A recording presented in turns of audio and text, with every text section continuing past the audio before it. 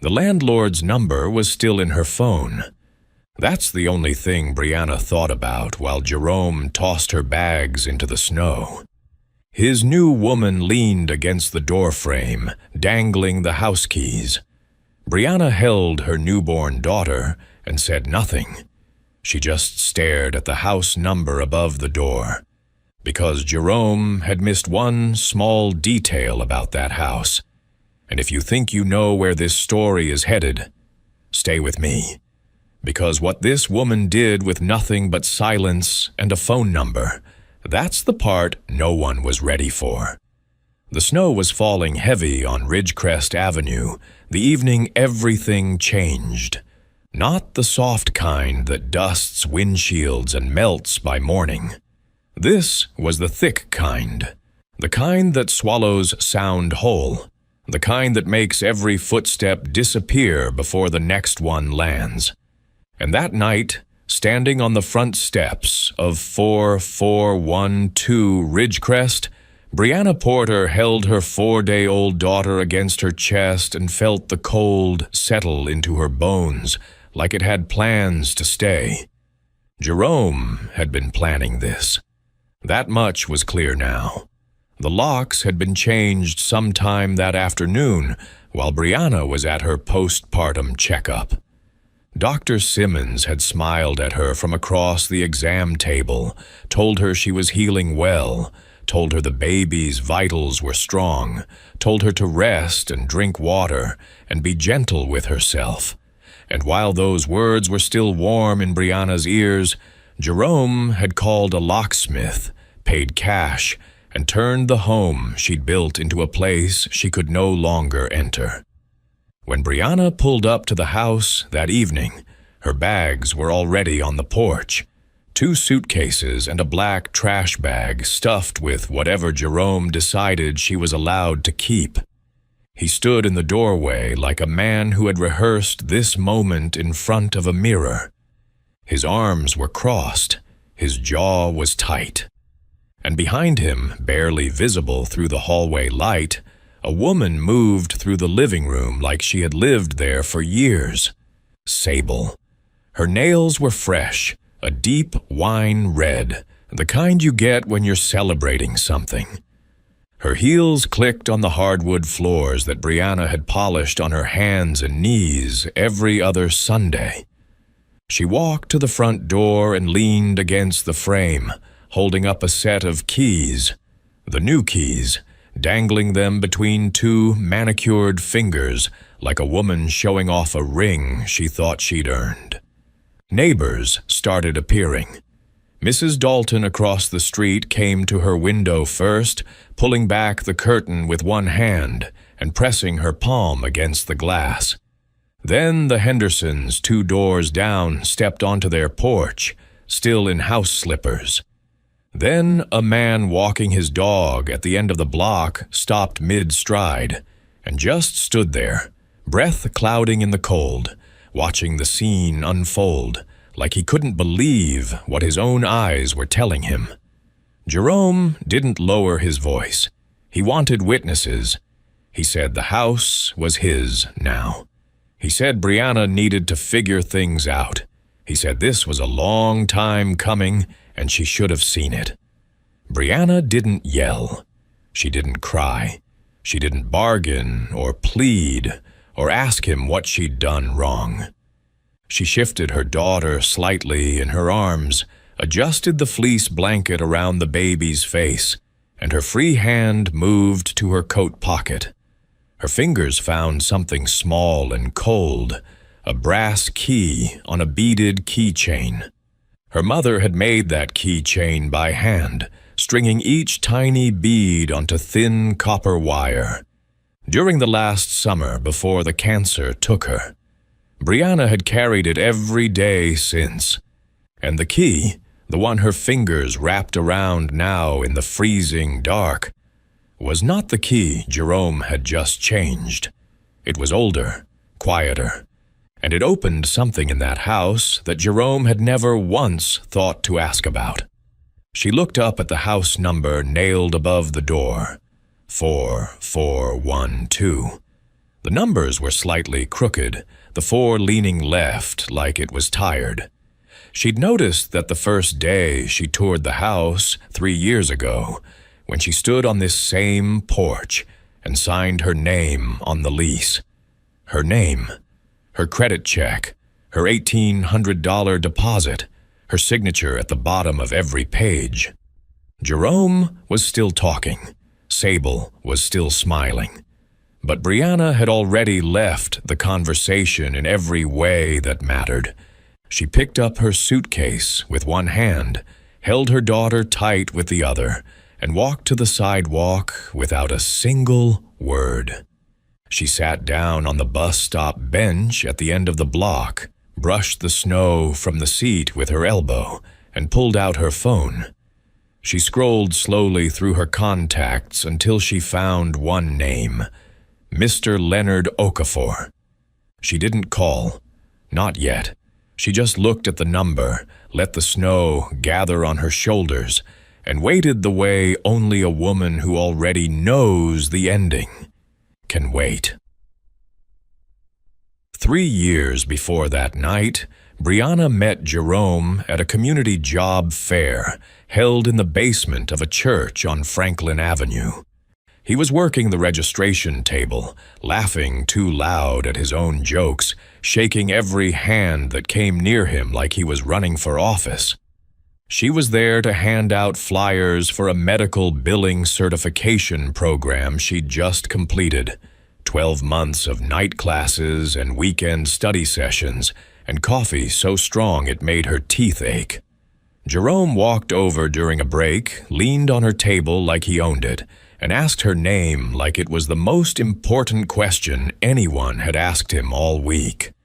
She smiled despite herself. That was the beginning. The early days were golden. Jerome was attentive in a way that felt deliberate, like he'd studied how to make a woman feel seen. He called every morning before she left for work. He showed up when he said he would, not 10 minutes late, not with an excuse, but exactly when he promised. He helped her carry groceries up the stairs to her studio apartment and didn't complain about the 4 flights. He remembered how she liked her eggs. He noticed when she changed her hair. When they married 11 months later at a small ceremony in his cousin's backyard, Brianna wore her mother's earrings and carried a bouquet of white roses she'd picked up from the corner store, because she said she didn't need anything expensive to feel beautiful. Jerome cried during the vows, actual tears rolling down his face while his hands shook holding hers. Everyone in those folding chairs said it was the most genuine thing they'd ever seen a man do at an altar. It was Brianna who found the duplex on Ridgecrest. She spotted the listing online late one night, scrolling through rental sites while Jerome slept beside her. She called the landlord herself the next morning and scheduled a tour for that same afternoon. Mr. Leonard Okafor was a tall man in his 60s with silver at his temples and a careful way of speaking, like every word had been weighed before it left his mouth. He walked Brianna through every room, pointed out the water heater, showed her where the circuit breaker was, explained the lease terms in plain language without rushing. He told her the last tenants had left the place spotless because they respected the home, and he could tell Brianna was the same kind of person. She liked him immediately. She signed the lease that afternoon. Her name, her credit, her deposit. $1,800 she'd saved over 9 months of double shifts at the billing office, skipping lunch 3 days a week and packing leftovers the other 2. Jerome's name was never added to the paperwork. He was supposed to handle it the following month. Then the month after that. Then it just never happened. And Brianna never pressed. She figured there was no rush. They were married. They were building something. What was a name on a piece of paper between two people who trusted each other? For the first year, the marriage held its shape. Jerome got steady work at a warehouse across town. Brianna kept billing. They painted the bedroom together one Saturday afternoon and argued playfully about whether the accent wall should be sage or teal. She won. It was sage. He pretended to be devastated, and she kissed his forehead, and they both laughed until the paint started drying on the brushes they forgot to rinse. But sometime around the second year, something shifted. It wasn't loud. It wasn't a fight or a slammed door or a confession in the kitchen at midnight. It was the kind of change that happens the way wood warps in humidity, slowly, invisibly, until one morning the door doesn't close right and you can't remember when it started sticking. Jerome began spending more evenings at his older sister Vera's house. 2 nights a week became 3, then 4. He said they were catching up. He said she was going through a hard time and needed family around. But the visits stretched longer, and the explanations got thinner. And Brianna started noticing the silence settling into the spaces where his voice used to be. Vera had never liked Brianna. She covered it well at the wedding, clapped when the vows were read, smiled in every photo, hugged Brianna with one arm and said, "Welcome to the family." But there was always something behind her eyes when Brianna spoke. A tightness, a measuring, like she was keeping score of something only she understood. Vera once told Jerome during what she believed was a private phone call that Brianna was too quiet to be trusted, a woman that still, she's either planning something or hiding something. Brianna heard every word from the hallway. She folded a towel. She kept walking. She didn't bring it up, but she remembered it the way a person remembers where the cracks are in a frozen lake. Not to make a fuss, but to know where not to step. Then came the signs. Jerome came home one night carrying a scent that didn't belong to anyone in their house, something floral, expensive, deliberate. He said a co-worker hugged him at a birthday party. The next week, a new watch appeared on his wrist, silver face, brown leather band, too expensive for a warehouse paycheck. He said he got it on sale. Brianna looked at the watch, then at Jerome's face, then at the kitchen wall behind him. She went back to folding laundry. She didn't ask another question, but she cataloged the moment the way she cataloged everything, silently, precisely, and without forgetting. The discovery came on a Tuesday night, 2 months before the baby was due. Brianna woke just after 2 in the morning. The apartment was dark except for a thin blue glow leaking from the kitchen. Jerome's second phone, the one he kept in his jacket pocket, the one he thought she didn't know about, was sitting on the counter, screen lit, unlocked. He'd fallen asleep on the couch with the television still murmuring, one arm hanging off the cushion, breathing slow and deep like a man with nothing on his conscience. She stood in the kitchen doorway for a full minute before she moved. Then she picked up the phone. 6 months of messages filled the screen. Conversations between Jerome and a woman named Sable. Pet names Brianna had never heard him use, not even in the early days when words came easy between them. Photos she wished she could unsee. And plans, detailed, specific, dated plans. Apartment searches, furniture screenshots, a timeline written out in bullet points like a project at work. One message from Sable read, "When are you getting her out?" Jerome's reply came fast. "After the baby. She'll be too tired to fight back. That's the play." Brianna's hand shook, not from sadness, not from surprise, from the sheer physical weight of seeing her entire marriage reduced to a strategy in someone else's group chat. She scrolled further down. And that's when the second wound tore open. There was a group text, 3 names, Jerome, Sable, and Vera. Jerome's own sister had been in the middle of this for months. The messages went back to the beginning of the pregnancy. Vera had been coaching Jerome, step by step, week by week, like a woman managing a demolition schedule. She'd written, "Once that baby comes, she won't have the energy to think straight. That's your window. Move fast." Sable had replied with a laughing emoji. Jerome had sent back a thumbs up. 3 people planning the end of Brianna's life, while she was growing the next one inside her body.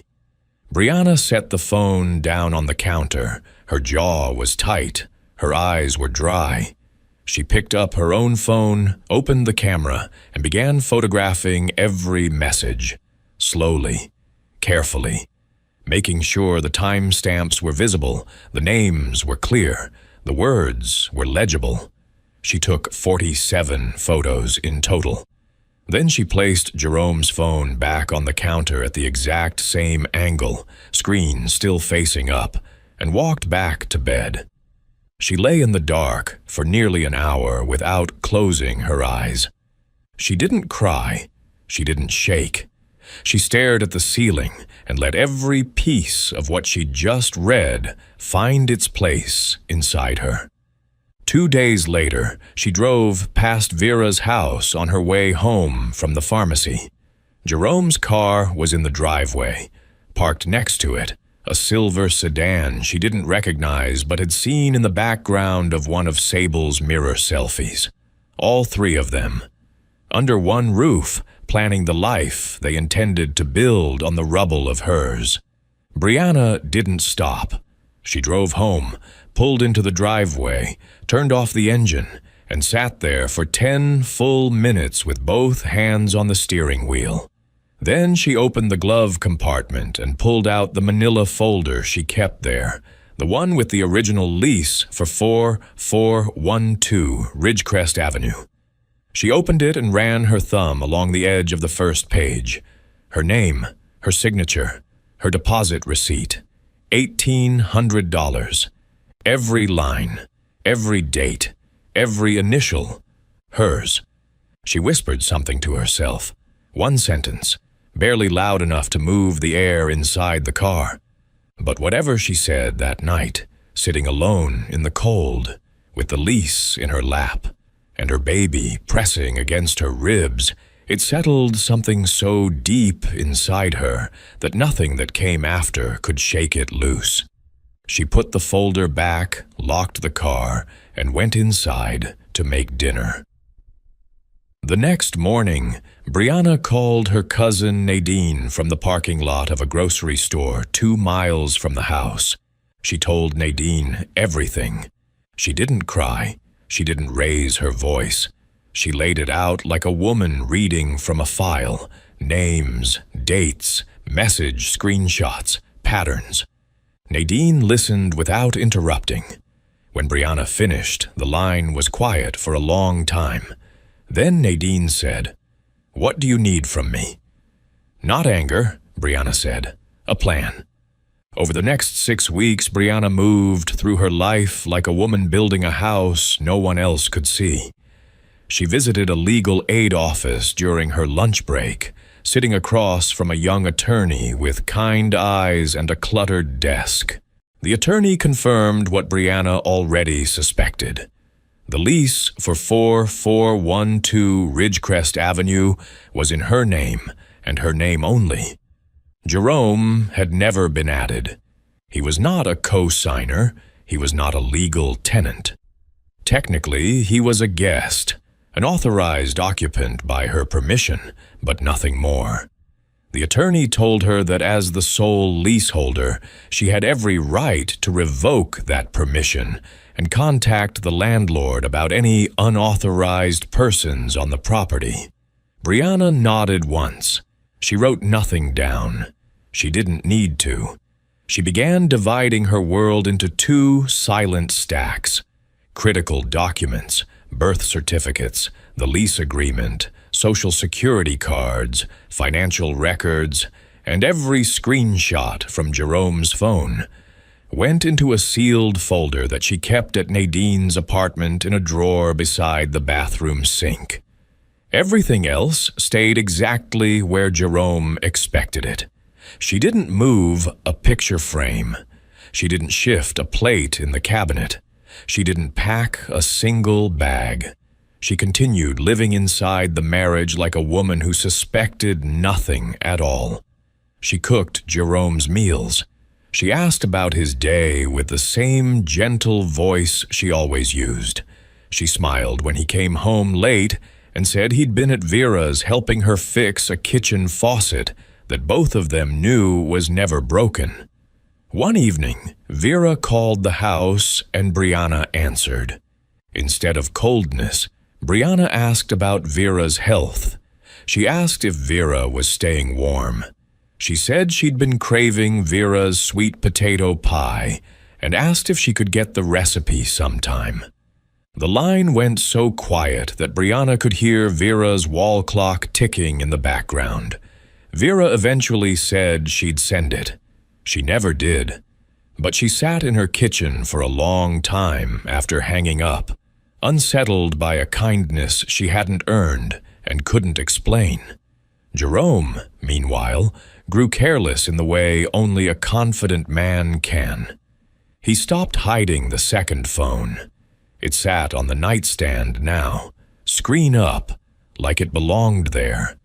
He talked to Sable on the front porch in the evenings without lowering his voice, laughing at things Brianna could hear through the walls. He told Sable in a message, one Brianna photographed the following morning, that she could start bringing her things over. Real soon, maybe next week, definitely before the month's out. He was so convinced Brianna was oblivious, so certain that her quietness was weakness, that he stopped guarding himself entirely. He left doors open that should have been closed and spoke freely in rooms he should have whispered in. And Brianna let him. She moved around the house like water around stone. Smooth, unhurried, finding every crack without making a sound. One afternoon, 8 months pregnant, her back aching and her ankles swollen, she sat on the edge of the bed and made one more phone call. She dialed Mr. Leonard Okafor. She didn't report Jerome. She didn't ask for anything. She just called to say hello. She asked about his wife's garden. She asked whether his granddaughter had started kindergarten yet. She mentioned the baby was due soon, and he told her to take it easy and to call him if she ever needed anything at all. He said, "Miss Brianna, you've always been my best tenant. I mean that." She thanked him. She said goodnight. She hung up and placed the phone on the nightstand beside the brass key on the beaded keychain, which sat in the lamplight like a small, quiet promise. Everything she needed was in place now. Every document, every screenshot, every relationship. The only thing left was the one thing she couldn't rush: time. Brianna gave birth on a cold Wednesday morning. The delivery was smooth, the nurses were gentle, and her daughter came into the world at 6:47 a.m., weighing 6 pounds 11 ounces, with a full head of dark hair and a cry that filled the room like a church bell on Easter. Brianna held her against her chest and didn't speak for a long time. She just looked at her daughter's face, the tiny mouth, the clenched fists, the eyes that hadn't opened all the way yet, and breathed. Jerome arrived 4 hours later. He held the baby for 3 minutes, maybe 4. He took a photo, posted it on social media with a caption about blessings and gratitude and new beginnings, and then told Brianna he had somewhere to be. He kissed the baby's forehead, not Brianna's, and left the room already scrolling through his phone. He didn't ask how the delivery went. He didn't ask if she was in pain. He walked out like a man checking a box on a list. That evening, while Brianna lay in the hospital bed with her daughter sleeping on her chest, she opened her phone and saw what might have shattered a different woman entirely. Sable had posted a selfie on social media, taken inside the duplex in the living room on Brianna's couch. The caption read, "New chapter loading." It was time-stamped the same day Brianna gave birth. Vera had liked it. Jerome had loved it. 14 strangers had left congratulations in the comments. Brianna stared at the photo for a long time. Then she closed the app, turned the phone face down on the table, and called Nadine. She said 4 words. "It's almost time." When Brianna came home 2 days later, the house felt changed.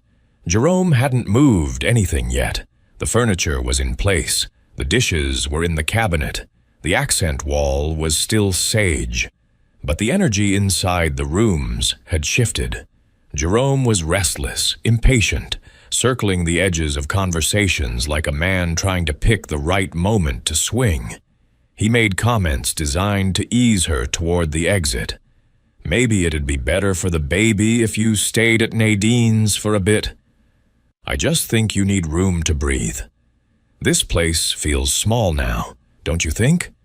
Each sentence carefully worded, each one a brick being pulled from the wall he was about to collapse. Brianna nodded softly every time. No argument, no questions. But something about her had changed, and Jerome could feel it without being able to name it.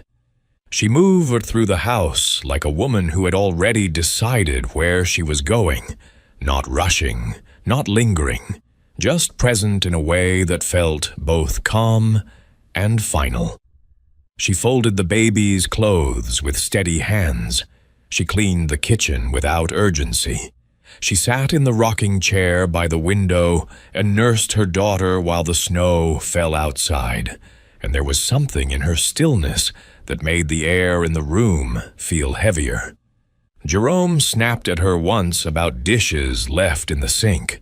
His voice came out sharper than he intended, like a man testing how much he could get away with before things broke. Brianna turned and looked at him, not with anger, not with hurt. She looked at him with a gaze so level, so unhurried, so completely without fear, that it landed on his face like a hand on a shoulder. He looked away first. He went to the porch, closed the door behind him, and called Vera. "Something's off with her," he said. "She's acting different." Vera told him to stop second-guessing himself.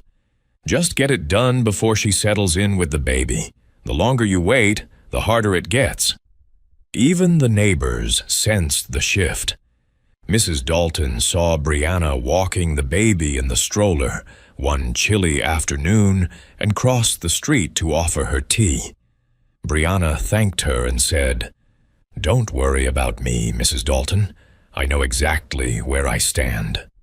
The older woman tilted her head, not quite understanding the weight of the words, but something in Brianna's voice, steady, rooted, clear, made her pause on the sidewalk and watch her walk away in silence. It happened on a Saturday. Jerome woke before sunrise. He'd arranged everything, the moving truck, the locksmith, the timing. By the time Brianna came downstairs holding her daughter, 2 men were already carrying boxes of her things to the curb. Sable was inside the house, pulling down the sage curtain in the bedroom and replacing it with something ivory and sheer. Vera pulled up in her car, parked at the curb, and stood on the sidewalk with her arms crossed, watching the operation like a general overseeing a campaign she'd been planning for months. Jerome placed Brianna's last suitcase on the snow-covered steps, turned, and spoke loud enough for every neighbor on the block to hear. "It's done, Brianna. This is my house now. You need to go." He reached into his pocket and pulled out the new keys, cut the day before, and handed them to Sable, who took them with a wide, practiced smile and held them up like a woman accepting an award she had already written a speech for. She stepped inside and closed the door behind her. Brianna stood on the sidewalk. Snow settled on her coat, on the baby's blanket, on the handle of the suitcase she hadn't picked up yet. The block was waking up around them, curtains pulling back, porch lights clicking on, someone 3 houses down pausing mid-shovel to stare. Jerome waited. He waited for the tears, the begging, the emotional collapse he'd been rehearsing in his head for months. He waited for the version of Brianna he had constructed in his mind, the one who was too tired to fight, too broken to stand, too quiet to do anything but cry. It didn't come. Brianna reached into her coat pocket and felt the brass key on the beaded keychain. The one her mother made in August, sitting on the back porch with a box of glass beads and a spool of copper wire, stringing each one carefully, even as her hands trembled from the medication. She closed her fingers around it and looked up at the house number above the door. 4-4-1-2. The crooked 4. The chipped paint on the railing she'd meant to touch up last spring. The window she used to sit beside on Sunday mornings with coffee and silence, and the kind of light that makes you believe things will be okay. She picked up her bags, walked to the bus stop bench at the end of the block, sat down, brushed the snow off the seat, and pulled out her phone. Mr. Leonard Okafor answered on the 3rd ring. Brianna's voice was calm, steady, almost conversational. She told him what had happened, plainly, clearly, without decoration. A man who was not on the lease had changed the locks to her home, removed her belongings, and handed the keys to an unauthorized woman. She told him she had the original lease, every rent receipt, and the deposit confirmation, all in her name, all in a folder at Nadine's house, all waiting. Mr. Okafor was quiet for 3 long seconds. Then he said, "Don't move, Miss Brianna. I'm on my way." 22 minutes later, a dark green sedan turned slowly onto Ridgecrest Avenue. Mr. Okafor stepped out wearing a long wool coat and carrying a leather folder under his arm. He was not a man who moved with haste. He never had been. He walked up the driveway at his own pace, his polished shoes pressing clean prints into the fresh snow, his posture straight, his expression unreadable. Jerome was still on the porch, leaning against the railing, talking to Vera about dinner reservations, to celebrate what he thought was the end of his old life and the start of something better. He didn't recognize the man walking toward him. He had no reason to. Mr. Okafor stopped at the bottom of the porch steps. He looked up at Jerome with the kind of patience that only comes from a man who has spent decades dealing with people who confuse loudness with ownership. Jerome's smile dimmed but didn't disappear. "You the owner of this property?" Jerome asked, half curious, half amused. "I am," Mr. Okafor said. His voice was low and even, like the first note of a hymn. "My name is Leonard Okafor. I've owned this building for 14 years, and I would like to understand why my tenant is sitting on a bus stop bench in the snow with a newborn baby in her arms." The porch went silent. Vera uncrossed her arms. The smile slid off Jerome's face like water off wax. Sable's face appeared behind the glass in the front window, still holding the keys, still standing in a house that had never been hers to stand in. Mr. Okafor opened his folder. He spoke the way a man speaks when The truth doesn't need volume, clearly, steadily, without a single wasted word. He explained that the lease for 4412 Ridgecrest Avenue had been signed 3 years ago by one person, Brianna Porter. The deposit, $1,800, had been paid by Brianna Porter. Every monthly rent check for 36 consecutive months had come from one account bearing one name, Brianna Porter. Jerome's name did not appear on a single document associated with this property. Not the lease, not the deposit receipt, not a single payment record. In legal terms, Jerome was an authorized guest whose permission to occupy the home was granted solely and entirely by the leaseholder. And the woman currently standing inside the house with a fresh set of keys, she had no relationship to the property whatsoever. None. Jerome's mouth opened. Nothing came out. He looked at Vera. Vera looked at her shoes. Sable stepped into the doorway, still gripping the keys, her smile gone, her eyes darting between Jerome and the tall man on the driveway who was holding a folder full of everything she didn't want to hear. Mr. Okafor turned to face her with the kind of calm that only comes from a man who has owned property for decades and has seen every version of this foolishness the world has to offer.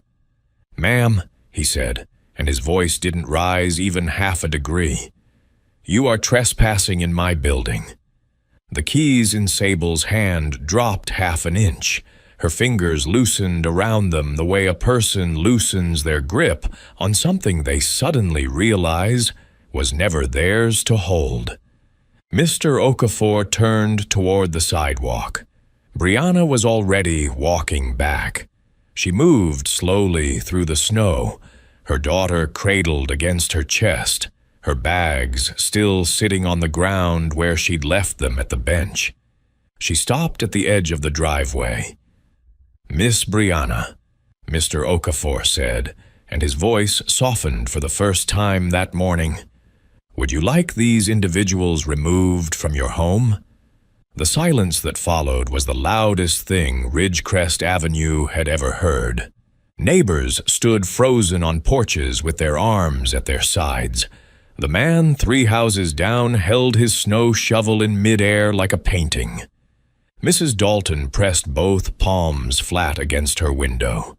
Sable's arm dropped to her side, the keys now hanging loose between fingers that had stopped trying to hold on.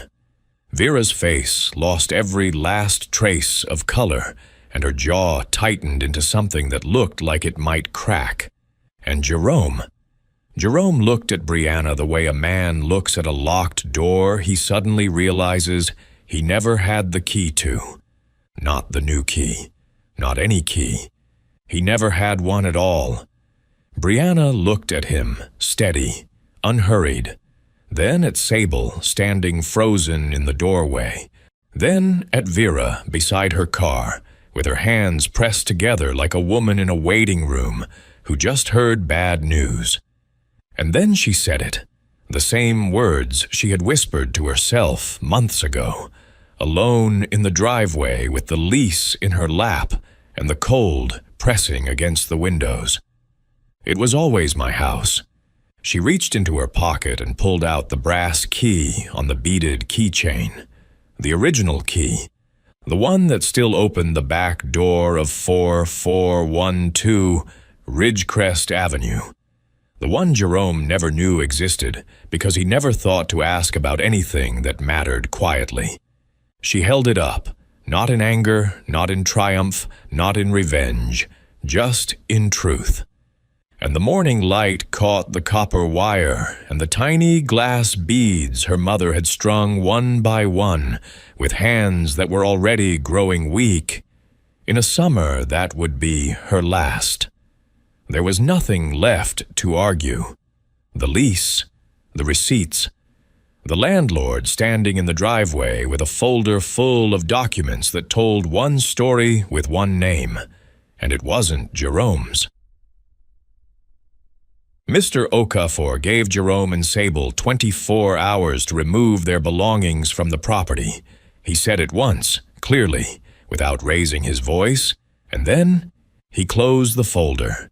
He walked Brianna to his car, helped her settle the baby's car seat in the back, and drove her to Nadine's apartment, where the folder full of documents was waiting in the drawer beside the bathroom sink. Exactly where Brianna had left it weeks ago, exactly where it had been all along. He told her to call when she was ready to come home. She thanked him. He nodded once and drove away without looking back. He didn't need to. Jerome called Vera that night. She didn't answer. He called again the next morning. Nothing. By the following afternoon, Vera had already begun the work of disappearing, deleting text threads, unfollowing Sable across every platform, rehearsing a version of events in her head where she was barely involved, where she was just Jerome's sister who happened to be nearby, where she never wrote a single message coaching him on when to strike. But the neighbors on Ridgecrest Avenue had watched the whole thing unfold from their porches and their windows, and Mrs. Dalton told the story to anyone who stood still long enough to listen.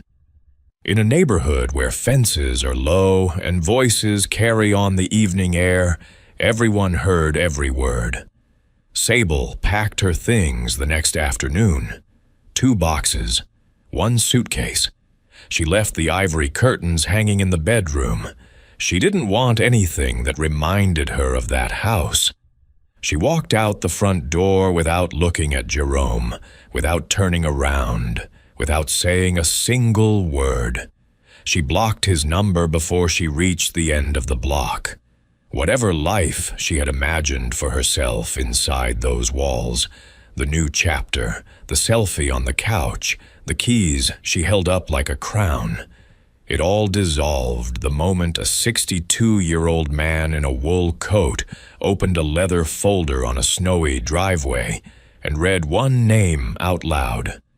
Jerome stayed on a friend's couch that first week, then a cousin's spare room, then a motel off the highway where the heater rattled through the thin walls and the parking lot smelled like exhaust and regret. He called Brianna once from that motel parking lot, standing in the cold, with his phone pressed to his ear. She didn't answer. He called again the next day. Silence. On the 3rd try, he drove to the duplex and walked up to the porch and knocked on the door. The same door he had locked her out of, the same porch he had stood on like a king. Brianna spoke to him through the closed door. She didn't open it. She didn't shout. She didn't cry. Her voice was so quiet he had to lean forward to hear it. She said one thing. "You threw your daughter into the snow. There is nothing left to talk about." Jerome stood on that porch for a long time after that. The snow had stopped falling, but the cold hadn't lifted. He looked up at the house number, 4412, and for the first time in 3 years, he understood what those numbers meant to her. What the house meant.